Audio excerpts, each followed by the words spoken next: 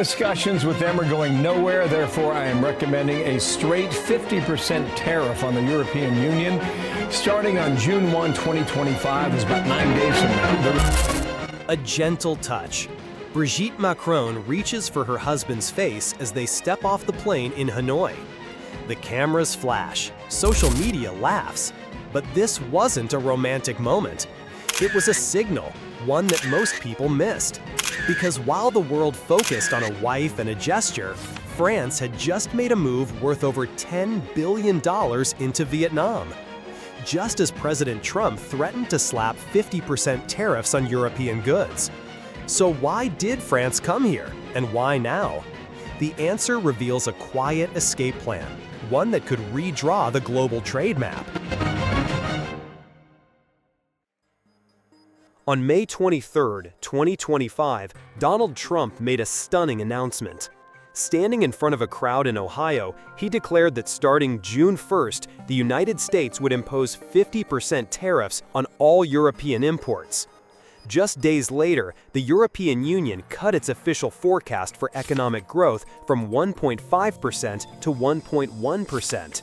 The reason, according to their own report, was simple: growing trade instability and risk of a full-scale tariff war with the United States. Inside Brussels, emergency meetings were underway. EU trade envoys were in non-stop calls with Washington. But one leader didn't wait. He moved. On May 25th, French President Emmanuel Macron arrived in Hanoi, Vietnam, marking the first visit of a French head of state to the country in nearly 10 years. And while the media focused on ceremonial images, Macron signed something far more important. France locked in 14 economic agreements with Vietnam worth over $10 billion, including a 20-aircraft deal with Airbus and a joint deep-sea port project led by a major French logistics company. These weren't photo ops, they were fallback positions, realignments away from Washington's pressure. And the choice of Vietnam was no coincidence, because something larger was already in motion. The shockwaves from Trump's tariff threat spread fast and deep. Europe exports more than $40 billion in automobiles to the US every year, including over 750,000 vehicles. The possibility of a 50% tariff would be catastrophic. Within a week, executives at Volkswagen, Stellantis, and Mercedes-Benz issued warnings and adjusted quarterly forecasts. The European automotive sector alone accounts for more than 12 million jobs. But cars were just the beginning. The pharmaceutical industry exports more than $120 billion annually to the US, making it Europe's top export sector. A disruption here would not only hit profits, it would choke off long-term investment in research and development. Meanwhile, aerospace companies like Airbus saw the writing on the wall. Roughly 12% of Airbus production is sold directly to the US market. Any sudden tariffs would damage operations and risk layoffs across France, Germany, and Spain. But in the middle of this storm, one partner emerged as a safe harbor: Vietnam. Its geographic location, stable governance, and trade neutrality made it the perfect staging ground for companies seeking to avoid both Washington's tariffs and Beijing's unpredictability. France's pivot to Hanoi wasn't a diplomatic courtesy. It was a strategic relocation, away from Trump's economic front lines into a zone of balance.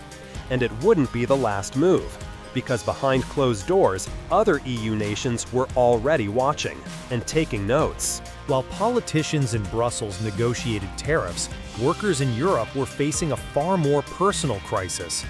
In Toulouse, employees at Airbus factories worried that contracts could dry up if the US imposed new restrictions.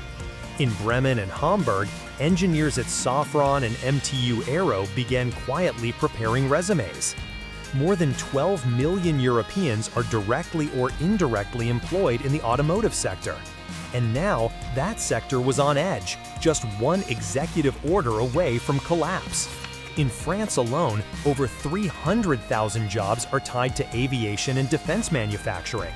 The companies were still open, but they were no longer secure. Then came the image: 20 new Airbus A330neo aircraft sold not to Germany or Spain, but to Vietjet in Vietnam. The deal was celebrated as a commercial success, But for insiders, it signaled something else: a migration. Production capacity could shift, contracts could shift, entire factories could follow. France also signed a $600 million agreement to build a deep-sea shipping port in northern Vietnam, creating a new regional logistics hub. Not in Europe, not in the US, in Vietnam. To most people, this looked like foreign investment. But for workers across the EU, it felt like the beginning of a slow, silent exit. And while job boards filled with warnings and forums buzzed with rumors, one question kept coming back.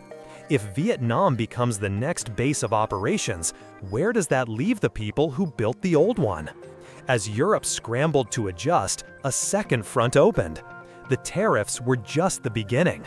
Washington had attached something far more controversial: a clause.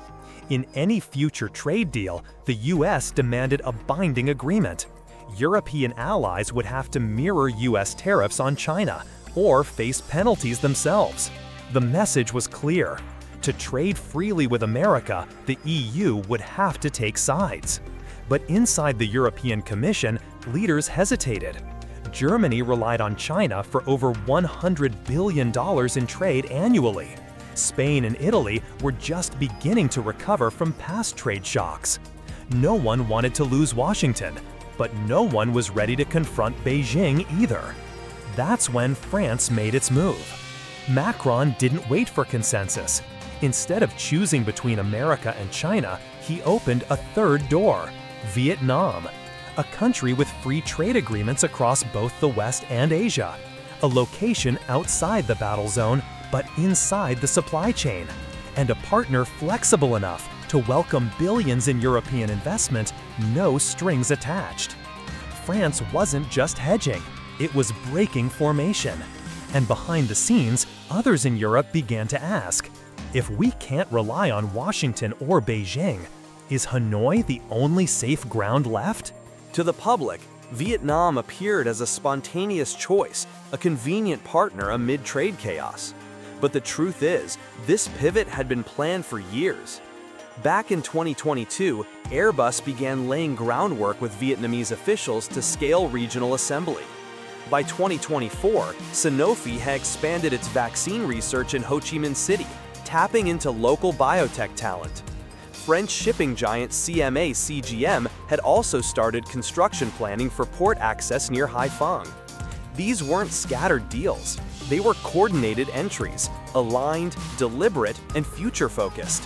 An internal EU draft report from late 2024 outlined Vietnam as a Tier 1 destination for diversification away from US-China tension. It wasn't publicized, but in Brussels, the phrase Asian redundancy chain began circulating, with Vietnam at the center.